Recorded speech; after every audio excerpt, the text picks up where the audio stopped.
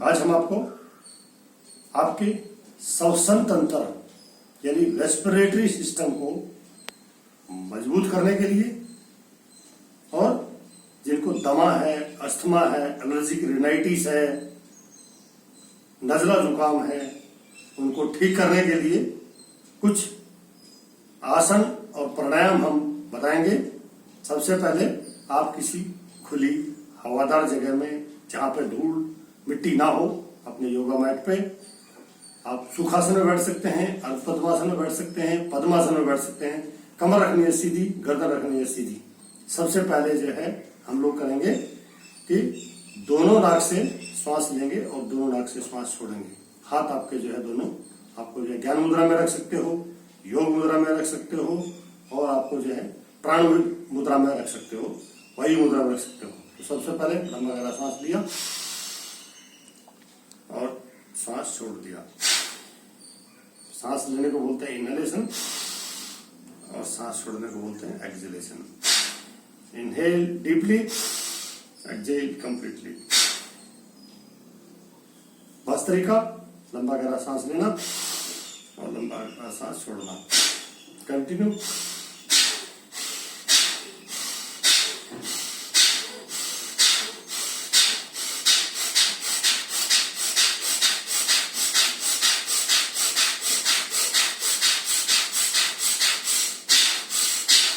यानी डायफ्राम से ऊपर अपने फेफड़ों से, इंटरकॉस्टल मसल से इनहेल डीपली, लंबा सांस खींचना और लंबा सांस छोड़ना। इससे आपके फेफड़े मजबूत हो जाएंगे।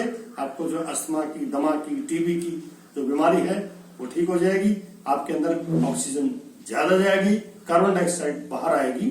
भस्त्रिका से क्या होता है, अपना जो गंदगी है, क्लींजिंग प्रोसेस है, जो हमारी कार्बन डाइऑक्साइड और टॉक्सिक्स जो सब्सटेंसेस होते हैं वो एक्सहेल करते हैं। जब श्वास छोड़ते हैं तो बाहर निकलते हैं, और जब हम लंबा श्वास भरते हैं तो ऑक्सीजन हमारे शरीर के अंदर जो है ज्यादा जाती है।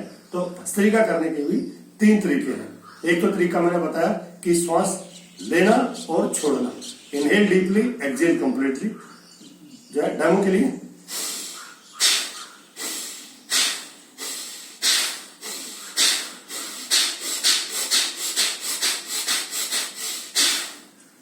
दूसरा है कि हाथ जो है दोनों, जब श्वास भरेंगे तो ऊपर जाएंगे और जब श्वास नीचे छोड़ेंगे तो नीचे आएंगे, मुट्ठी बंद। Inhale deeply, exhale completely. सांस भरते हुए ऊपर, सांस छोड़ते हुए नीचे।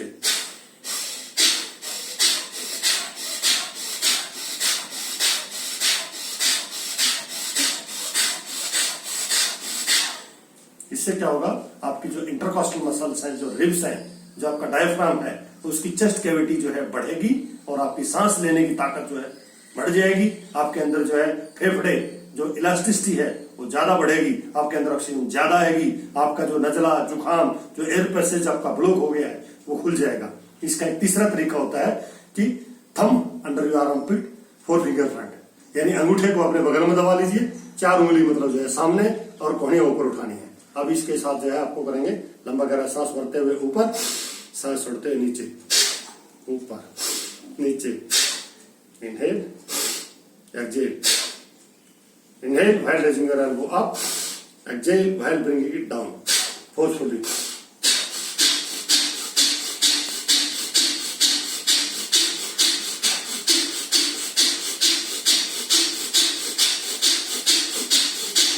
इससे क्या होगा कि जो आपकी एयर पैसेज है, जो आपका जो है लारेंस है, फारेंस है, ट्रकिया है, ब्रोंकी है, आपके लंग्स हैं, सारे खुल जाएंगे। आपके साइनस खुल जाएंगे।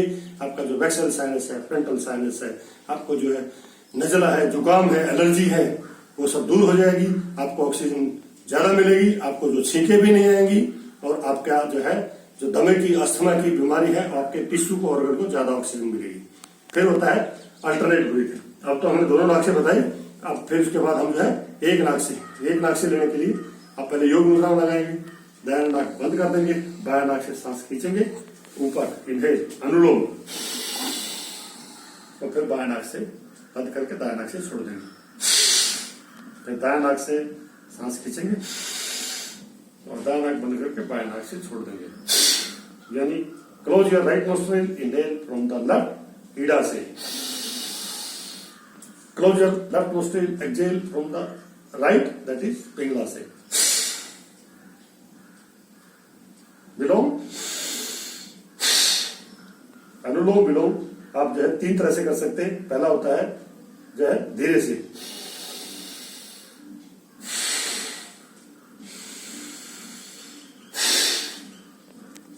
एक होता है मध्यमा,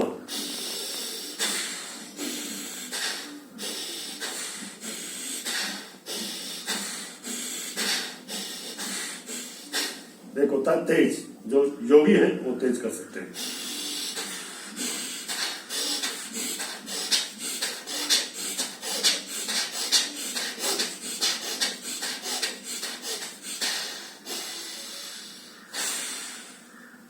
इससे क्या होगा, आपका जो ब्रेन में ऑक्सीजन ज्यादा जाएगी, आपका जो हार्ट में ऑक्सीजन ज्यादा जाएगी, आपके लंग्स मजबूत हो जाएंगे, आपके अंदर जो दमा की है, अस्थमा की है, जिसकी वजह से जो है लंग्स की कैपेसिटी जो है घट गई है, वो बढ़ जाएगी।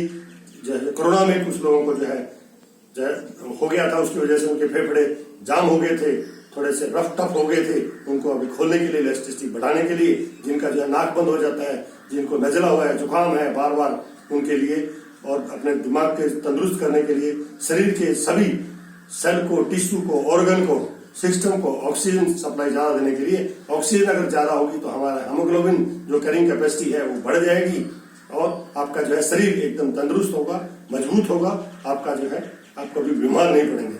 तो इसलिए ये जो 2 प्राणायाम मैंने बताए हैं, भस्त्रिका और अनुलोम विलोम, इनका सवेरे खुली जगह में, साफ हवा में बैठ के जो है कम से कम 15-15 बार, 20-20 बार जो है आपको प्राणायाम करना चाहिए। 10-15 मिनट अगर आप करोगे, पूरा दिन आपका शांति से गुजरेगा, आपके शरीर में कभी श्वास संबंधी कोई बीमारियां नहीं आएंगी।